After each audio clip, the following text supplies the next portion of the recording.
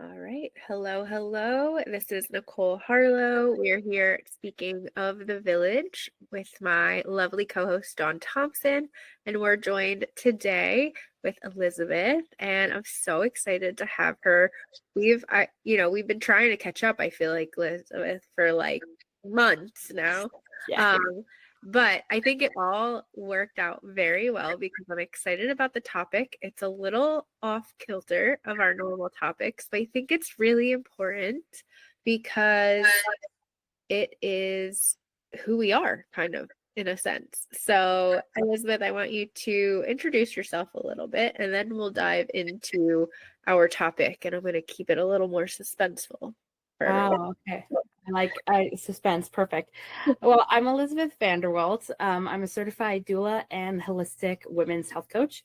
I'm currently focusing on the reproductive years for women over 30. So those who struggle with fertility, with postpartum, pregnancy. I kind of got the whole works going. So all the way up to menopause.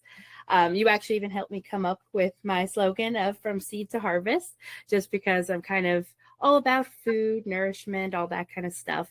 And since I live on a homestead, seed to harvest, I felt like just fit perfect with my location. So that's, I guess, just the basics of me a little bit. And in my free time, like I said, I live on a farm and I also am now a preschool teacher. So that's keeping me a little bit busy on the other end. So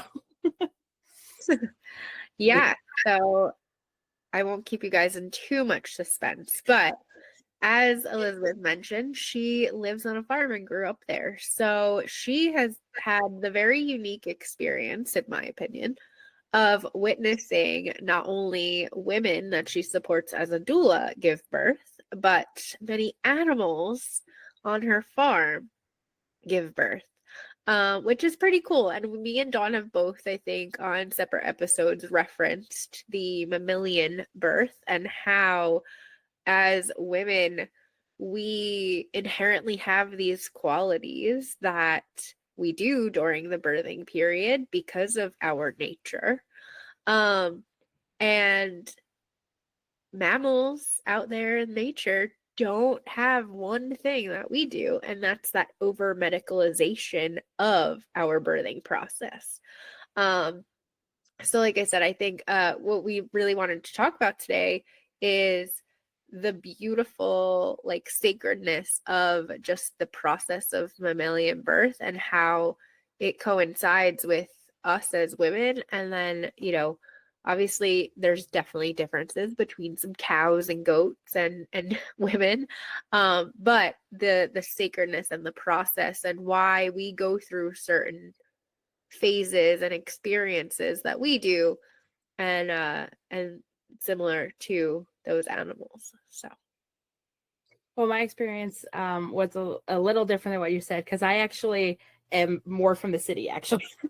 okay. And we just got in 2021, we decided, oh, everybody's working from home anyway. So, like, where does it matter where we live? And Saskatchewan was kind of one of those places we had talked about in the past because it's supposed to be a little cheaper and more nature based, things like that. So, we decided, why don't we get a farm? So, it was kind of one of those like fly off the coop kind of decisions.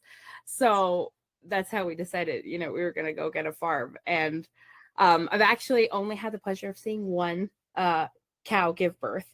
A few chickens have also, but they lay eggs, so that's a totally different situation again. But it was kind of a very special case because I was actually the only one home with her when she gave birth. And of course, like I said, I don't know that much about cows. And I was trying the whole time thinking, like, should I like call somebody that knows this a little bit better than me? So I had my parents, they had wanted to go to town to get groceries and things like that. So we had seen the early signs of like labor, like kind of the whole with cows, they get up and down a lot. So when they're in pain and a contraction, they sit down and then they get back up. It's kind of like just a movement thing that they do. And because, squatting, pretty much same thing, right? So that was instantly the first sign that we started seeing. I'm like, before that, I was constantly like checking her back end. And I was like, don't see any signs of water breaking or anything like that. And my parents kept coming to me like I had all the knowledge. I'm like, cows are a little different than humans. But so anyway, they decided, oh, we probably still have lots of time. We'll still head to town. And I wasn't feeling that great at the time. So I was like, I don't mind staying home, keeping an eye on her. Well, she ended up having that baby within like 3 hours from when they left. And it was not slow. But this wasn't her first birth either. So I think that played a big part into it. This was technically her third birth, my first at the farm, because we had bought her from like a local milk farm and they were wanting to downsize some of their cattle. So they had sold her to us pregnant, and she was quite far along already, which you're not even supposed to move cows to like a new location when they're expecting that late, because it literally like it disrupts the balance, right, of things. The movement, changing place, getting to know new people. But we were hoping that with like a month and a half from when she was supposed to be due and when we got her, that was hopefully going to be a good enough time. So when she gave birth that day, it was, I think, June 6th, June 7th. That was already a while ago, but it ended up really happening fast. And I wasn't even going to be there if it weren't for my dog, because I was in the house just working here on the computer, and I would check on her like every 20, 30 minutes through the window and just see how things were going. And the dog starts barking real loud at the window because she could hear the grunting, like the cow grunting. And so I'm quickly like running out there, grab my phone, and tell mom and dad, I'm like, hey, you need to come home. And they're like, we're still 40 minutes out, you know, because when you live a little more in the country, you're further away from shopping.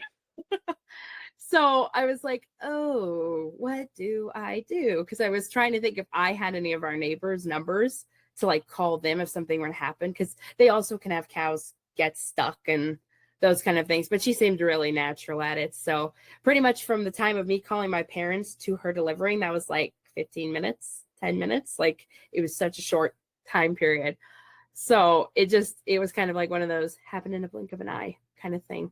But a lot of what I noticed with her giving birth was it was a lot of, she just like followed the grain of movements. Like she had known exactly what to do in terms of like, I'm going to get up, get down, get up, get down. And it was constantly like trying very hard to like work with her body to make her calf come out. Yeah. So I don't know how graphic we should get. But something that you said, actually, I just want to address it because I found it really fascinating. I don't know if my eyebrows went up when you said it, and I'm sure, Nicole, you're thinking the exact same thing. The fact that we are not supposed to move a cow. Yes. We know this. We're not supposed to move a cow when they're close to giving birth. For Christ's sake, like, yeah, there is not more of a I don't know if there's not more of an like obvious thing about what we do to humans. Right. I think that Ina May talks about this in her book. I think in her Ina May's Guide to Childbirth book. Yeah. And she talks about how in nature, animals, if a woman is in labor, I mean, if a deer is in labor and suddenly a predator comes, her labor will stop. She will get up and run away. Yeah. And her labor will stop. And that humans are really no different. It's if they go into fight or flight, if they're scared, if they don't trust the people around them, they won't labor properly. Their cervix won't open. And then we wonder why so many women are ending up in cesareans. Well, yeah, I mean, that, I think both of our eyes went up, like you said, Dawn, but like also so many things you said, a lot to, because realistically, and this is no dig at you at all, Elizabeth, but did you really do anything? No. Other than not a single thing, no. Right? I was taking very back off kind of thing, because I also didn't want to like come too close, and then if like she got bothered, like she was in the pen with the other two cows at the same time, and I was like, I'm not going to let them be with her. So I tried quickly to move the other cows out of the way because they wanted to be like right on her, because they were younger than her, so they were probably like, what's going on, right? Like, Sure. But yeah, so like my point is you just observed, you were there in case anything went wrong, what Yeah. if you got stuck, you know, whatever, but you just let her do the up down squat thing, right? Which again, labor, they say move, right? Move Yeah. positions, work that baby down. Me and Dawn talk about all the time the way, you know, some babies just are positioned, and if you can move and stretch and lift the belly in different positions, like you don't need forceps and vacuums and like crazy instruments, like just move your body. And cows know that apparently because of what they do, right? And then it was actually interesting. I was watching Impractical Jokers. This is kind of aligned, so I have to Quote it. share. I was watching Impractical Jokers because my husband loves that show. It's like kind of just whatever he watches when there's nothing else on TV. And the other day, one of the punishments was Sal, who's like a germaphobe. If you guys don't watch that, he's a big germaphobe. He had to help essentially deliver a baby calf and like had gloves all the way up to his shoulders and had to like get his hands in there. And so, of course, like I'm putting my birth hat on, and they had like straps tied around the hooves coming out of the calf and like was pulling on this calf. And like, you know, the punishment was him pushing his, you know, hand in there to help him come out. And I was just livid. I was like, this is what they do to moms, and it's not okay, and it's a punish. Like I was off on the TV, and my husband's just looking at me like, what the fuck are you doing? But because that's how personal I take every birth now, right? Like, especially that poor cow, just leave her alone and let her birth her baby. You have ropes tied around this little calf, like, you know, the calf came out and it was like this cute little thing. And I was like, you poor little baby, you just were yanked out of your mom. But all I could think of is like how many babies, like human babies, that happens to every single day. Yeah. You know?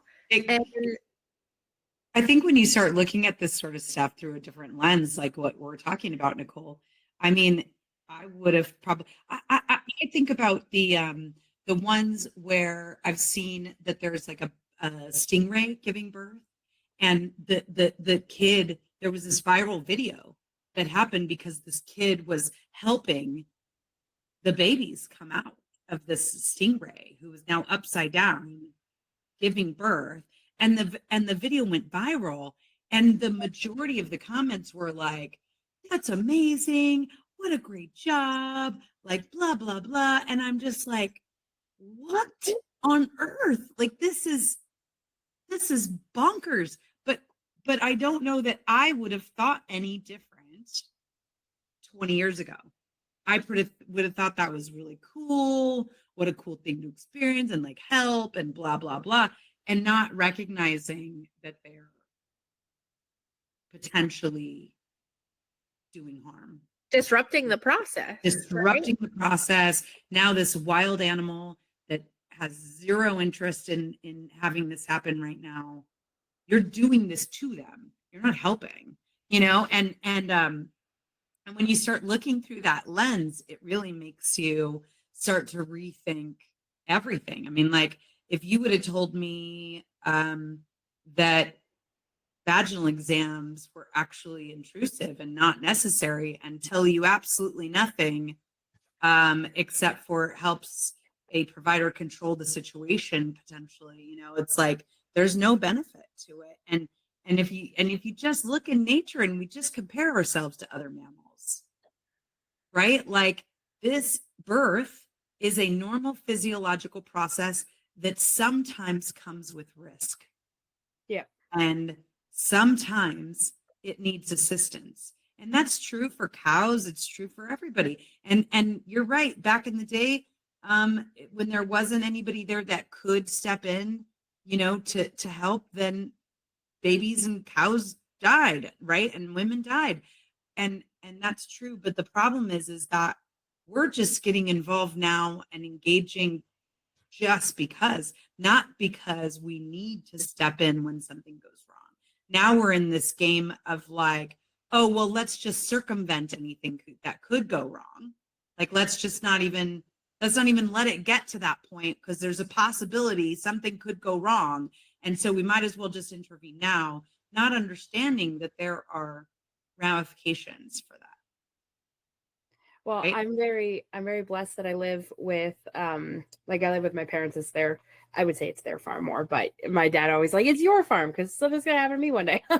But I'm very blessed that they also have a very more hands-off approach kind of thing. So to them, we weren't gonna involve anyone, but because I was alone, that was my only constant thought, was like, what do I do in case of, like, I don't know how long a placenta for a cow takes to deliver afterwards, because I was like, how long for that? So I was trying to look it on my phone at the same time, because I'm like, is this normal? Or like, it happened within, 30, 45 minutes after the calf was delivered. So for me, I wasn't like too worried there, but it was kind of like a thought in your head, because you're like, what if, I don't know what's happened a little bit, but I know a lot of our neighbors who are like farmers that have been doing this for like, 50, 60 years, their right away was like, oh, but you don't have, like you said, a calf puller, or they're like, you don't have this tool that you need. And that my dad's like, we're just going to wait it. We're going to see what happens.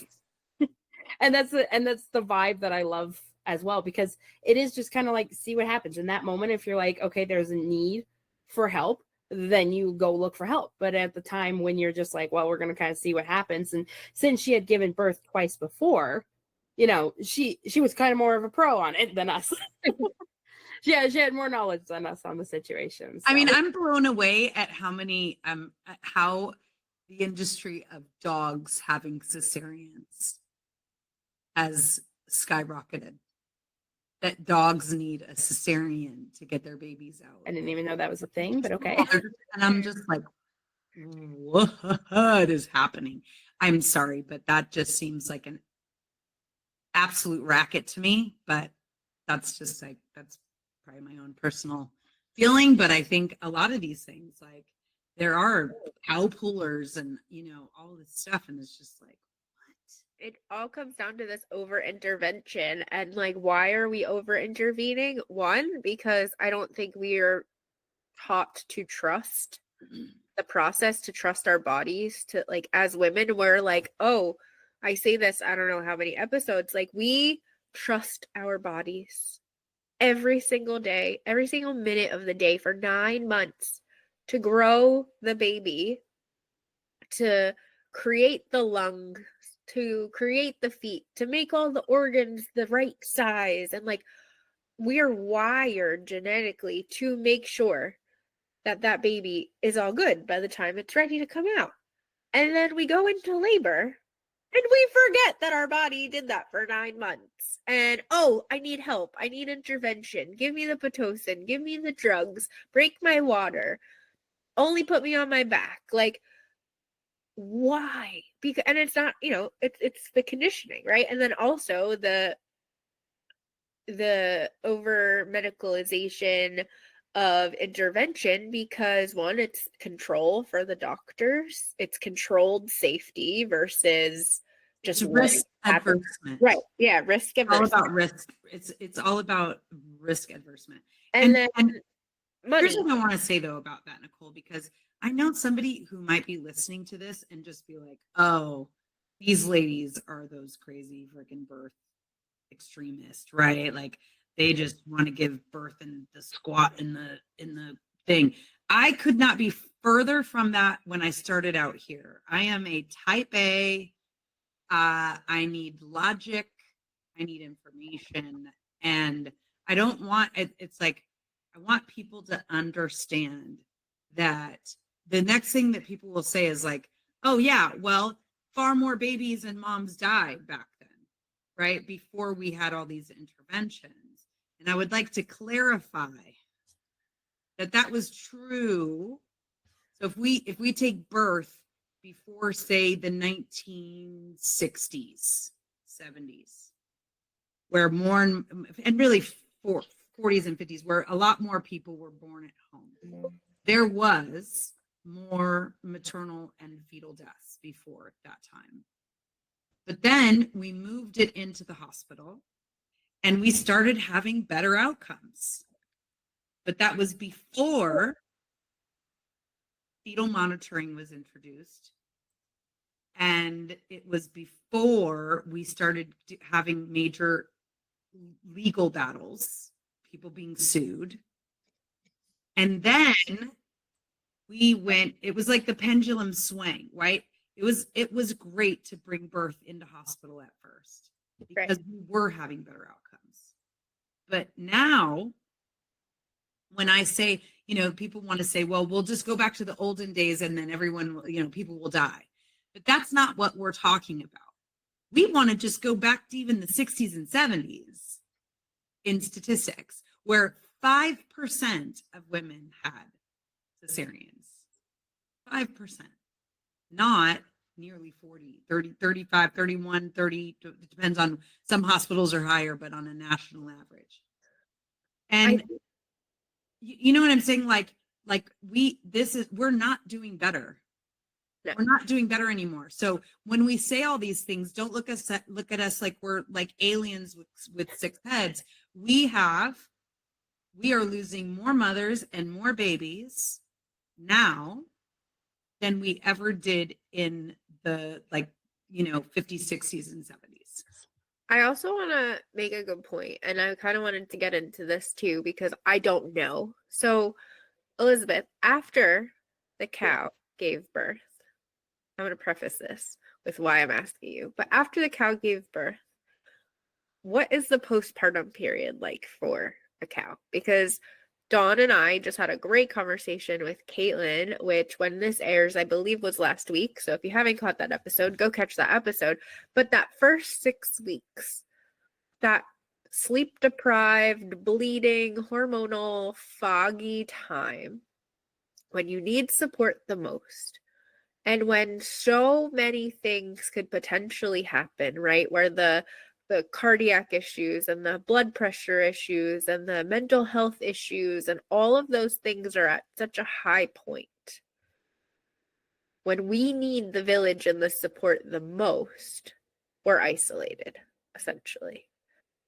As a cow owner, is there a period of time where you're making sure the cow is good, making sure calf is good, like checking certain signs? Like, is it a couple hours? Is it a couple days? Is it a couple weeks? Like, again, this is something I don't know, but there's got to be some protocol, I'm assuming, that's not like, oh, you gave birth, cool, you're good, see you in a couple weeks, like with an animal. Well, Lavender's story is a very special one. Sadly, she passed away about 7 weeks after she had given birth to her calf.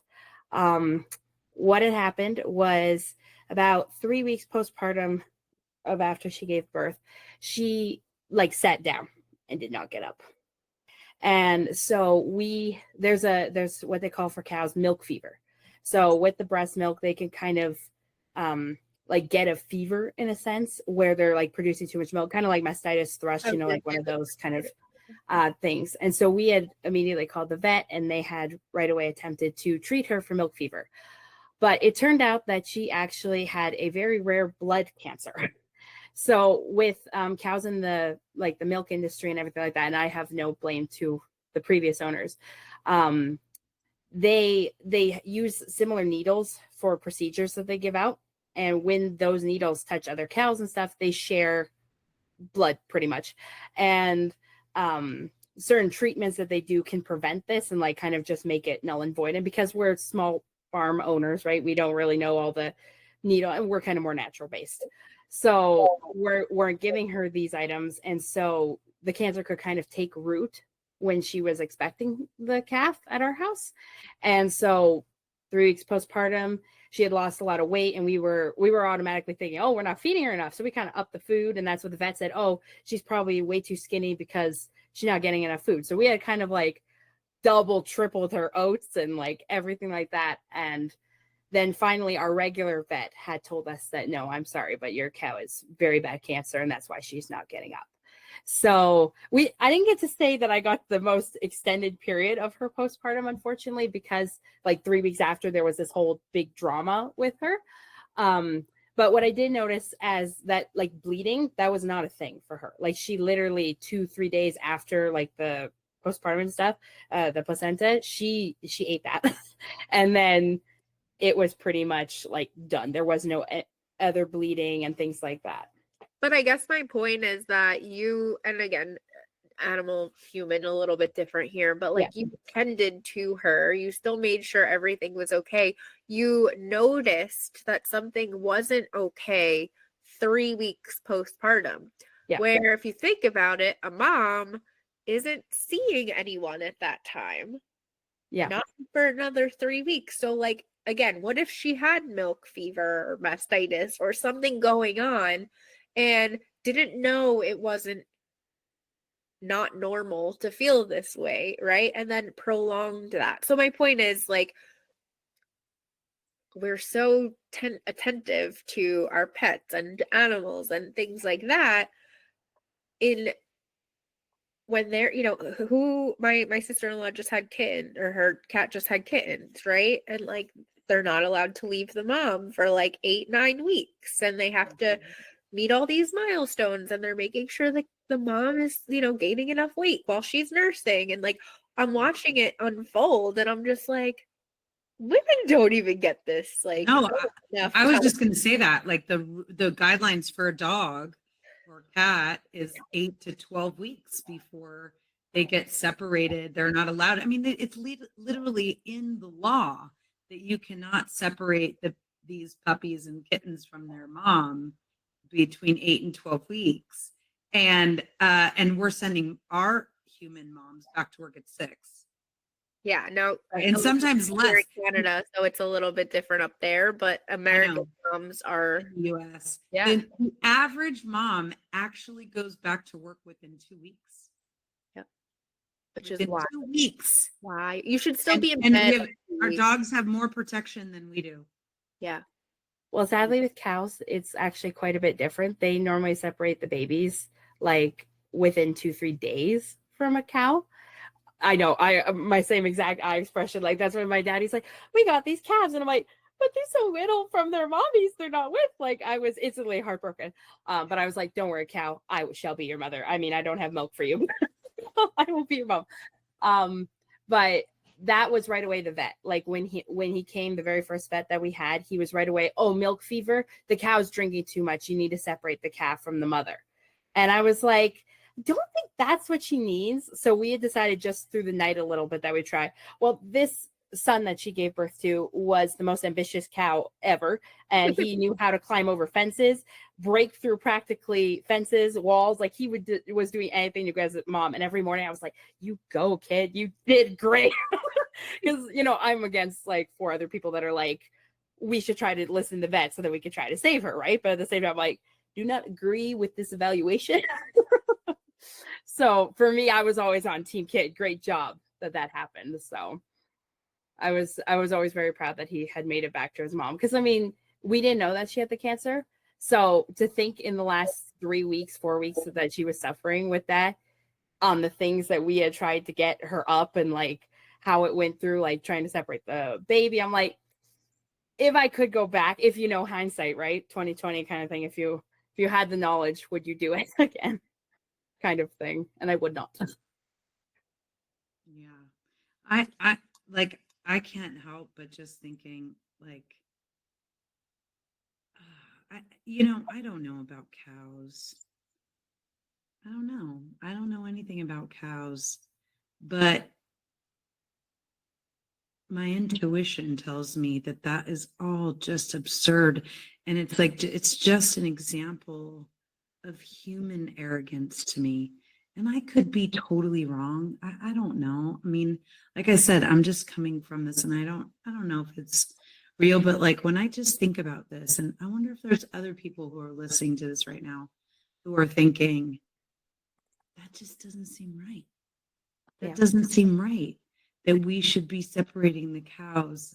And like, it seems that that's just another, frankly, just bullshit, weird, freaking human intervention thing that we've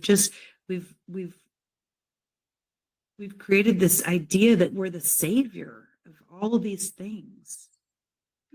So And like I said, I might be wrong. So please don't come at me and just all these farming people are going to be like, I have no idea. Right? Like I get it, but I'm just saying intuitively, this doesn't make sense that we just keep messing with nature and we keep messing with a normal physiological process. And like, I'm sure there's good reason to separate the calf. I don't know. There doesn't, I don't know. I just did a quick Google search, which I know Google is not, set in stone, but it does say they're often separated for economic reasons, but both the cow and the calf suffer when they're separated, and the length of time it stays with it is typically dependent on the type of calf and the farm's practices. So depending on if it's a dairy calf, it's a meat calf, things like that. But the reasoning is so that the mother's produces milk for the human consumption and not for their baby calf, which we won't go there. And then it's easier to manage them. So I think, specifically for cows, and again, we're not cow experts here for sure, but like cows are an animal that is in nature, but like also could be domesticated and like have other reasons, right? But if you're talking about deer, if you're talking about animals who are like fully undisturbed in the wild, don't have human intervention, like I don't know about you guys, I live in New Jersey, there's a lot of deer.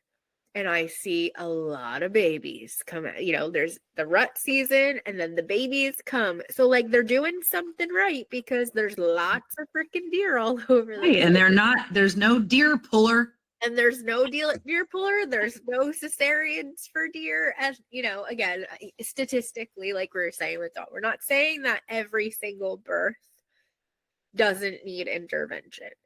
We're saying that the overuse of intervention just breeds more intervention. And could you imagine if doctors were running around trying to pull all these deers out of these, it's just something, a food for thought. We wanted to bring on this very different perspective just because we don't know too many birth professionals that have witnessed solely an animal giving birth the way you have, Elizabeth. And again, because you're a doula and you've experienced supporting women and can talk to us on that level of, well, here's the similarities, right? I'm sure with your moms that you support, you kind of had that same approach, or you knew to have that approach with the cow because of the moms that you support, right? Well, that's my dad. He does YouTube videos, and I had recorded the video of her giving birth. And he put in there, he was like, supported by my daughter, the doula. But I will say two things just quickly, because I know we're running out of time here a little bit. But when we kept the calf, because we had read online that if you had kept the calf with her during milking, she would let down easier. And that was hands down the truth. She let down 10 times easier when he was in bullseye view and like right next to her. Half the time, we did it so completely different than our neighbors. They probably cringe if they watch us every time doing it, but he would milk while we milked. So the calf would be on like one teat and then we were on the other teat. And like, it was a conjoined session 9 out of 10 times when we were doing it together. Cause we were like, that's what I told Lavender. I was like, we're just like your other children. You're just giving some milk to your other little kids over here. No, totally. I had a really hard time, with pumping, and I could not get let down. It was so hard for me. And then I'd have to just start thinking, I'd have to close my eyes and I'd have to start thinking about my baby. Cause of course I was one of those moms who went right back to work with my second kid, 6 weeks. So I was pumping during my breaks, and it would be like, I'd be pumping and nothing was coming out. And I would just be like, oh my gosh. So sometimes I would have to like, just close my eyes and think about him. Or I would have to pull out a picture of him, or I started bringing like a blanket of his to like smell so that I could get let down. And it's just crazy that that's how these things work. Or like, I was just thinking, like, look at your baby. Because it was designed for him or her. Yeah, it's so bonkers.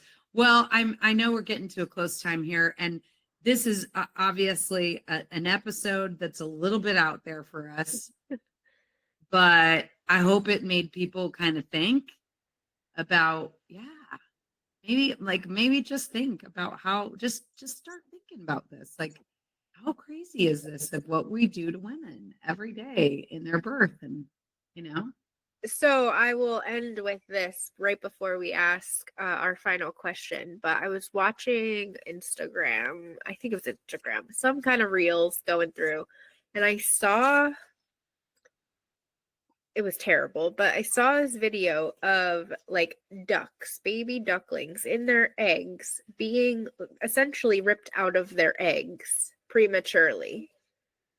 And the overlay of the reel was like, why are humans so bothered watching ducks be yanked out of their eggs prematurely, but don't have that same empathy for human babies when it happens for whatever reason? And it might have been a word thing, right? And we're not going to get into that, but we have this empathy and this disturbance for watching pets, animals be harmed or be disturbed in a way that we then don't have for our own human selves. So that's why, Dawn, right? Like, that's why I thought this would be kind of a cool episode to just take a step back for a second and pull on different heartstrings, because sometimes when we're like talking about the mom or ourselves or whatever,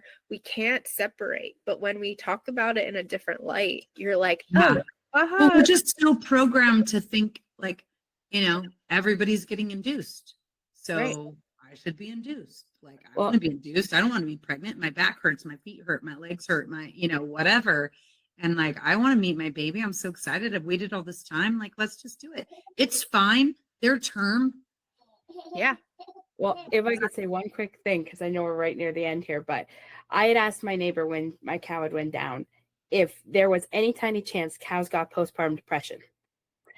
And he laughed at me. He's 60 something years old. He's single. He's never really had a wife, none of that kind of stuff. He's grown up with cows like since he was like a baby himself. And he laughed at me and he said, I don't know. I've never thought about it before. So before she passed away, he went and asked someone, and he had came to tell me, he's like, no one's done research. There is no knowledge if cows get postpartum depression. I bet you when you're separating from them, that doula side. I bet when you're separating them from their calves, absolutely. Yeah. That was my thought too, but studied it, they would find that they're probably making less milk. They're probably making, lower quality milk, all of those things, right? All right. Well, I am so excited for this episode. Honestly, like, I think just again putting that perspective in a different lens is so important, so that we could see birth the way it should be, right, through that natural process. And before you go, Elizabeth, speaking of the village, besides a doula, who would you say is the most crucial member of the village? Well, I maybe come from a little bit of a different perspective, but just seeing from a few different clients and from my own relationship, I want to say the mother, your own mother, with, having your own mom as a support. I've seen that in a few births, and that has really worked wonders when the mom is around. So that would be my vote. We've gotten that answer quite a few times, and I think it does ring so much validity when you have a good relationship. Yes, yeah, exactly. And she is willing to listen and understand your needs, and not just the generational, this is what you do. Right. Caveat in there, right? I think we could say a motherly like figure. Yeah. Yes. Yeah, that would work. Yeah. Well, that's what from my perspective of seeing things a few times. So yeah, but I think it's absolutely true. Well, thank you so much for joining us today, for having this conversation. Like I said, I know it was a long time coming, and I'm glad we were able to connect. And until next time, this is Speaking of the Village.